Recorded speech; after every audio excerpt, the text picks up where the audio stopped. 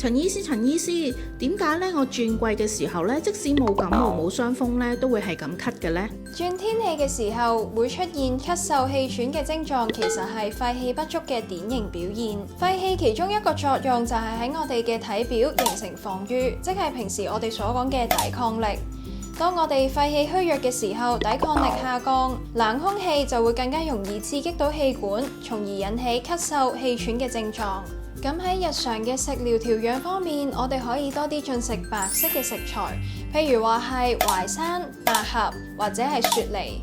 中醫認為白色入肺，所以經常用白色嘅食材同藥材嚟補肺氣。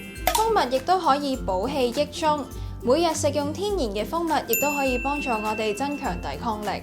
同時，我哋亦都可以暖敷背部嘅肺腧穴，幫助我哋補肺。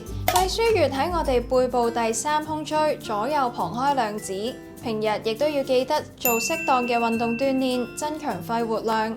天氣寒冷嘅時候，出門記得要戴口罩防風，做好保暖。